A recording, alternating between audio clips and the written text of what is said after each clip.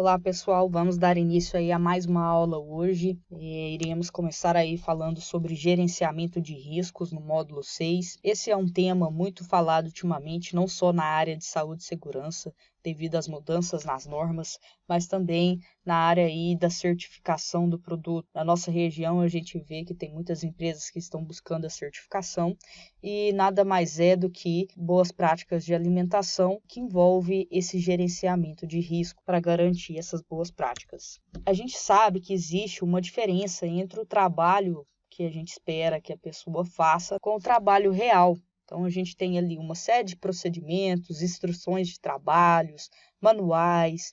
No entanto, na forma de fazer, acontecem desvios que precisam ser controlados para garantir que esses riscos não afetem o produto e também não afete a integridade física das pessoas. Portanto, esse tema vem sendo muito falado, que é o gerenciamento de risco. E o profissional de segurança do trabalho, alicerçado por uma série de conhecimentos afins, tem por função primeira identificar fatores de risco que levam à ocorrência de não conformidades ou desvios.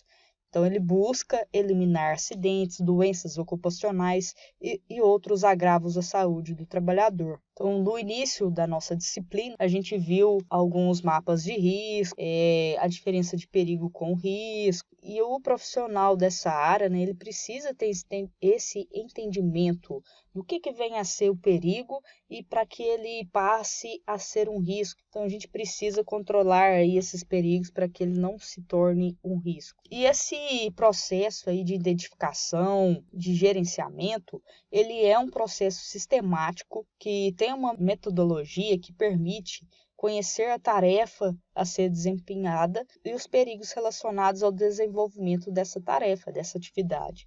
E então, né, a gente formula, implementa medidas para controlar esses riscos, para garantir aí de forma prevencionista, né, a prevenção e a redução desses riscos. E a gente sabe que nos ambientes de trabalho, não só, né, nos ambientes de trabalho, mas nas nossas casas e em todos os locais, possui uma série de fatores que interdependentemente ou com associação com outros fatores, foge do controle e o ambiente torna-se apto ao desenvolvimento de patologias. Então, a gente precisa conhecer para conseguir controlar esses fatores, para garantir que, no final, não aconteça essas patologias, né? Então, a gente, só para relembrar aqui, o que vem a ser o perigo e o risco, trouxe essa imagem que tem aí o pessoal querendo passar, né, atravessar a via, e que existe aqui o perigo e o risco associado. O perigo de ser atropelada, controlar esse risco, vou diminuir aí, né, às vezes colocando uma passagem de pedestre, né, em que os carros parem. Para isso, eles precisam visualizar a sinalização e parar, né? Mas ainda assim pode acontecer de ter o fator aí de um acidente pelo fato da desatenção do motorista e não ver a sinalização e acabar furando essa passagem e atropelando a pessoa, né? E para de fato acontecer aí a eliminação do risco e do perigo, a gente vê que uma passarela em que aí as pessoas para atravessar não vai ter esse contato com o perigo da passagem pela via, devido ao trânsito de carros. Para a área de saúde e segurança, né, a gente vê que sofreu bastante alterações aí no decorrer desses últimos anos e o Ministério do Trabalho disponibilizou aí, junto com o projeto aí do E-Social, algumas tabelas. E uma dessas tabelas que hoje sofreu uma alteração, né, que mudou de número, era 23 e agora é 24, e diminuiu bastante aí o número de fatores de risco, né, colocando somente na tabela 24 aqueles fatores de risco que geram aposentadoria especial aí, que está no decreto 4038, que é o decreto em que a Previdência olha, né, e atende aí para garantir as questões aí de saúde do trabalhador. Antes, nessa tabela 23, ela trazia toda a gestão de saúde e segurança, fatores de risco que envolvem aí a segurança do trabalho. Então, mesmo ela saindo, né, aí do e-social, muitos profissionais utilizam ela para nortear seus trabalhos, porque realmente ela trouxe um norte aí para a área de saúde e segurança, porque mesmo que a pessoa estude, acaba que ela precisa ter um olhar muito crítico para conseguir identificar os perigos, né? E a tabela 23, ela traz aí o norte, mas logo eu vou mostrar um exemplo de um gerenciamento de risco que consta essas tabelas aí. Para a gente entrar um pouco aí do que vem a ser esse programa de gerenciamento de risco, a gente tem algumas etapas que nesse programa ele deve atender, que é a etapa de antecipação, que é quando tem um novo projeto, a gente tem aí que sentar, planejar, verificar como que vai funcionar, verificar o arranjo físico, verificar o fluxograma das atividades, para que a gente consiga enxergar, né, o risco, o perigo, antes mesmo dele ser executado, né, o projeto. Então, essa é a fase de antecipação, em que a gente senta e planeja, analisa, para antecipar esses fatores de risco. Logo, né, se já o projeto já está instalado, se a empresa já está em execução das suas atividades, a gente faz o reconhecimento. Para isso, existem várias metodologias, e uma delas é a análise preliminar de riscos, em que eu vou mostrar mais na frente também uma forma, né?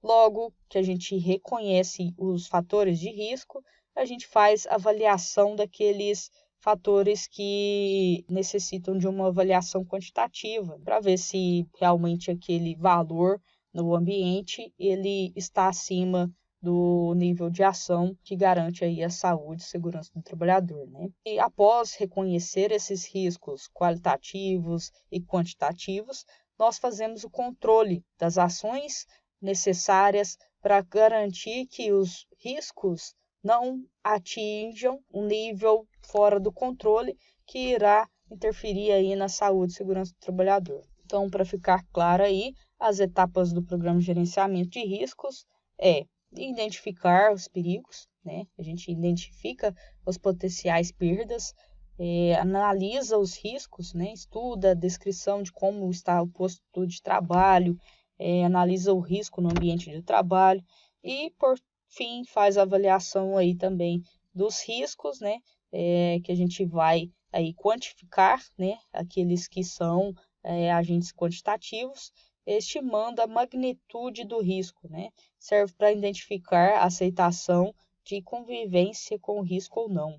Saber se ele está controlado, se ele não está controlado, se ele precisa de uma medida mais assertiva para deixar ele ali num nível que não vai causar um dano fora do nosso conhecimento aí, né, para o trabalhador. Também, por fim, aí a gente tem o tratamento dos riscos, que são as ações que devem ser tomadas para a eliminação, a redução, a convivência adequada com o risco, né? Então, a gente tem que manter esse risco aí sob o nosso controle para que, de fato, não atrapalhe aí na saúde e segurança. Aqui eu vou mostrar para vocês um modelo de programa de gerenciamento de riscos, né?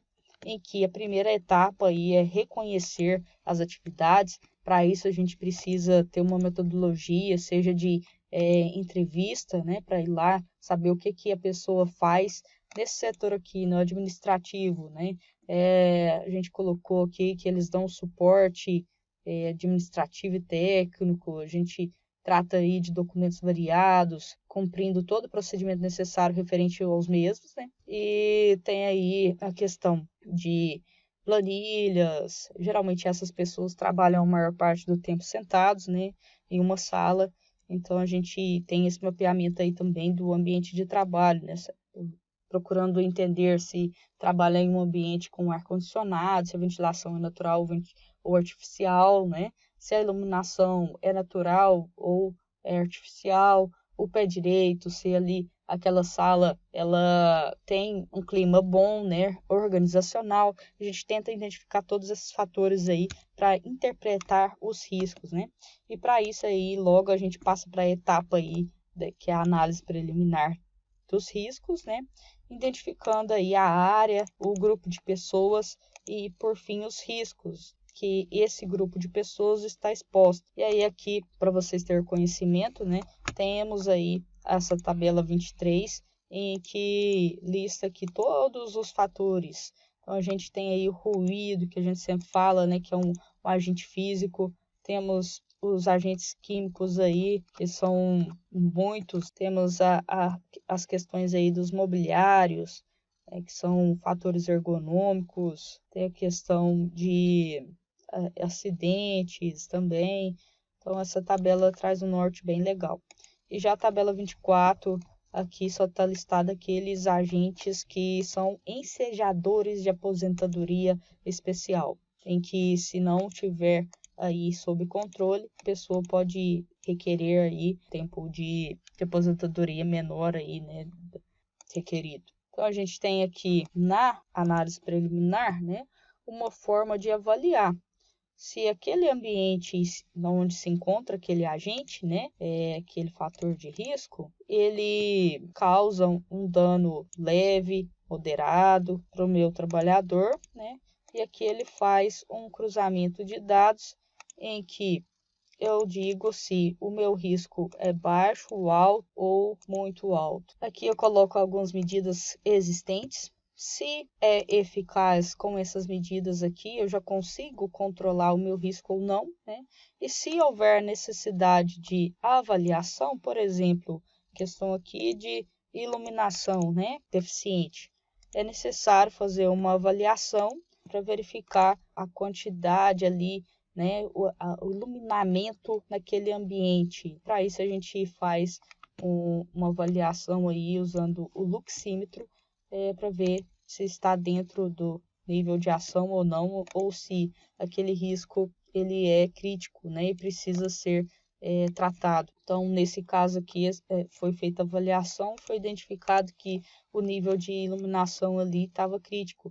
Então, é necessário entrar com medidas aí, seja instalar mais luminárias no ambiente para que garanta aí o conforto e a segurança, né, a saúde do trabalhador. Um nível de iluminação deficiente, a pessoa pode ter dores de cabeça, problemas de visão, né? Então, temos que controlar esses riscos aí. E para a gente montar um cronograma, né, dessas ações, aqui eu trouxe uma metodologia, que é o 5W2H, em que eu vou traçar, mapear essas tarefas e verificar aí de tempos em tempos o status, né? Se eu já fiz, se eu não fiz, está pendente, o que falta, quanto custa, quem que vai fazer, qual área que se refere esse fator de risco. Então, é realmente um plano de gerenciamento dos riscos, né? Esse é um plano voltado para a área de saúde e segurança. No entanto, a gente sabe aí que existe as avaliações de riscos das certificações.